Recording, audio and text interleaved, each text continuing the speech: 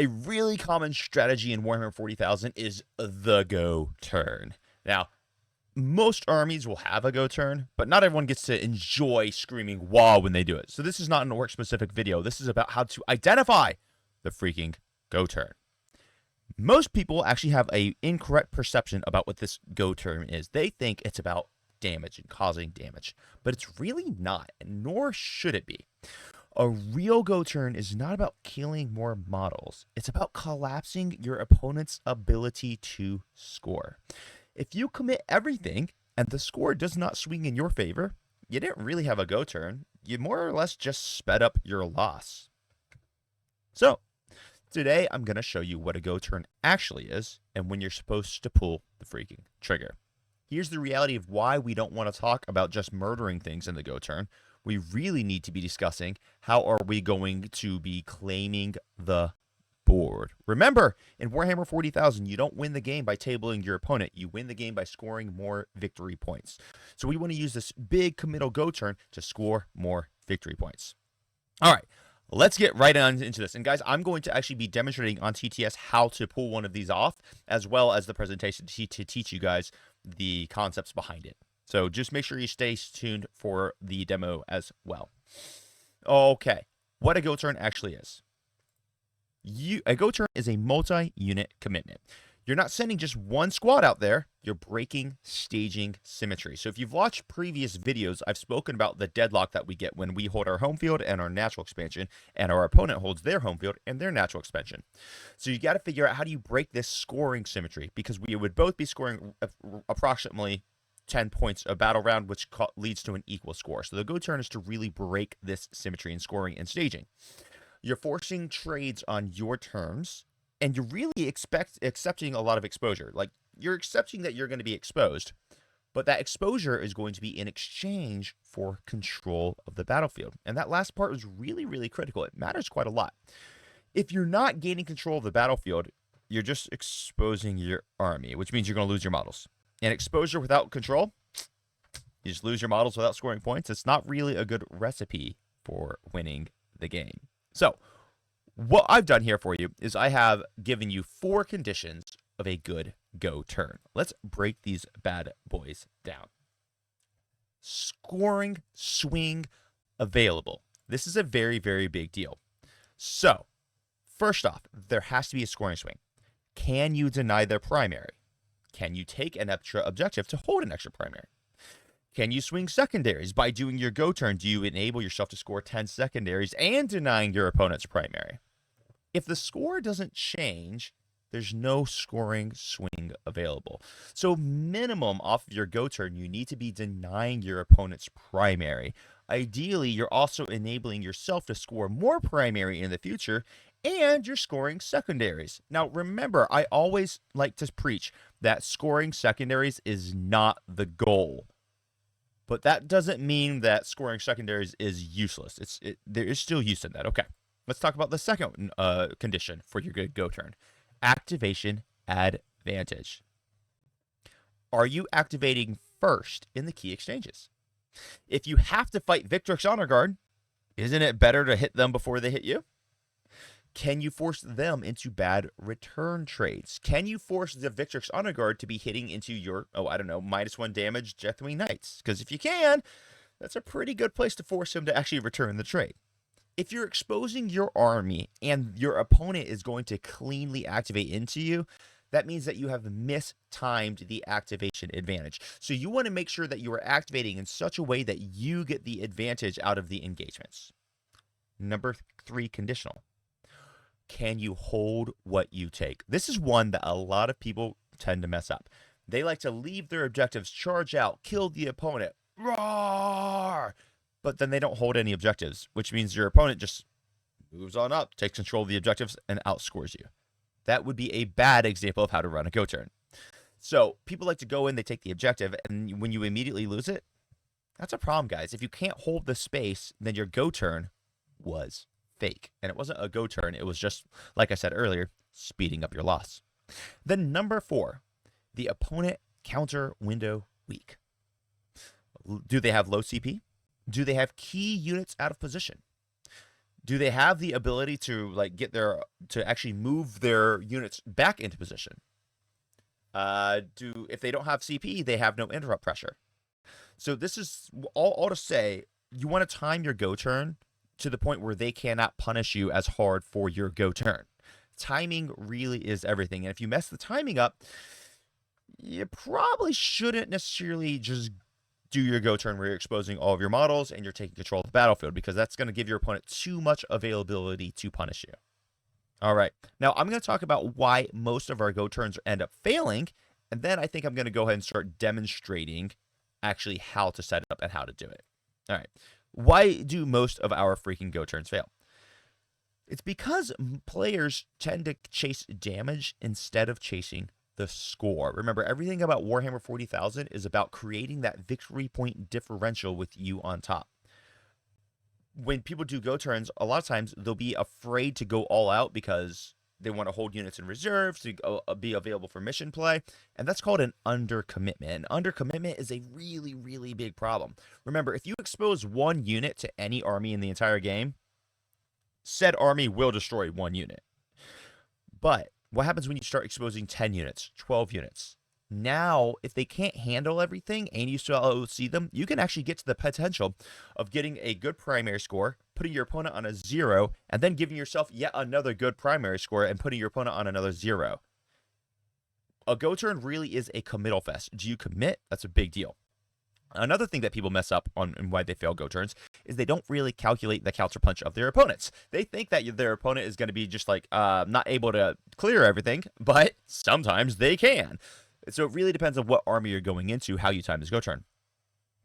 Or people go early. They use their go turn early. And this is because they're looking at the score and they're like, oh no, I'm behind on score. I have to make it all up right now or I lose the game. This is typically a very false belief. And people just get afraid. They get scared because they see the score and they think they have to fix it all right now. This is something that we do in real life as well. But remember, this is a 5 battle round game. Just because you're behind in battle round 2 doesn't really mean much when the scores can swing very significantly later in the game, especially on the current missions that we have in the chapter approved that we're currently playing through. A go turn down out of emotion and fear is not a go turn. It's just throwing the game. It's a desperation play. And guys, desperation plays are predictable. Okay, so I'm going to talk about some examples of how armies will express their go turns, and then I'm going to go to TTS, and I'm going to show you how to actually move it. So, for example, with your orcs, they use the Wa turn to really swing primary and collapse space on the battlefield. I'm actually going to use orcs as my example to kind of show you guys how to do that. Where your Blood Angels might be using their go turn to really stack threats and crash where your opponent is staging. Tau might come out in Montcalm, and they might coordinate a huge shooting collapse that really just eliminates too much stuff in a single turn so that your opponent doesn't have the resources necessary to play the game with for the rest of the game. Custodes might run everything else out into the battlefield and do a huge stat check. They might run 18 Wardens out onto the battlefield, or not 18, so 15 Wardens out onto the battlefield, and then just say, hey, in your next turn, you have to kill my Wardens, and if you through my field of pain, and if you don't, I'm going to win the game due to scoring. The method of how to activate these go turns can change, but the structure really doesn't. Every single successful go turn is going to check the same 4 conditional boxes that we already went through. So let me go to the TTS screen, and I'm going to show you how I like to set up go turns, and I'm going to use orcs as an example. This does apply to absolutely every single army in the game. Of course, some small details are going to be changed because you just have different resources available to you. All right, so let's just click this. Here we are. So what I have here is I am set up for a freaking go turn with my orcs. This is just a hammer and anvil GW8. Now, before I get started on this, guys, yes, I understand your opponent can do things to counter what I'm about to show you. Warhammer is a game of countering counters.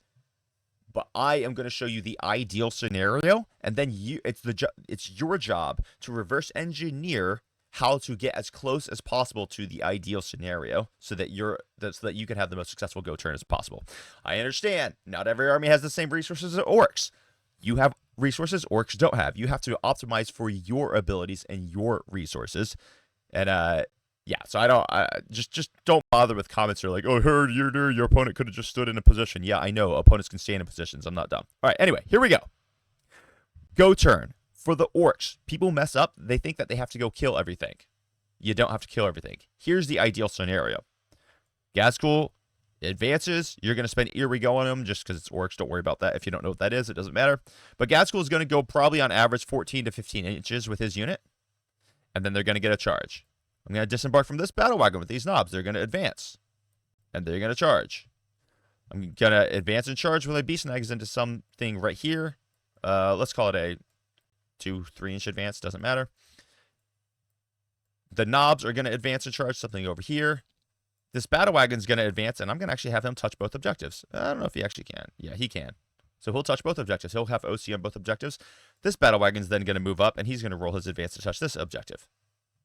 At this point in time, I'm in a really, really strong position to just win the game no matter what happens in the wall turn for the works.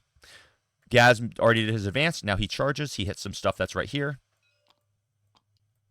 These guys advance. Now they're going to charge and hit some stuff up here. These guys advance. Now they're going to charge and hit some stuff right here. These guys advance and they're going to hit some stuff right here. At this point in time, it doesn't really matter if I kill anything. I could kind of 100% whiff here, and I'm still in a brutally powerful position. Because I scored a 10-point primary on my turn. I charged out, and these guys are realistically probably more like right here, right? Because they killed stuff here. Whatever was holding the objective here. These guys moved out. These guys moved out. It doesn't matter what army I'm playing against. I can load in some models for you guys to see.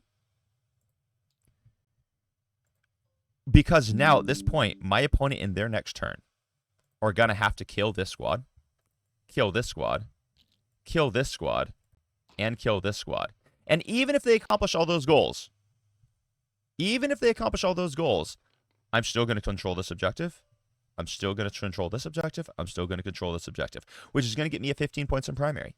And if they kill the battle wagons, I'm going to have Gretchen hop out of it to then control the objectives.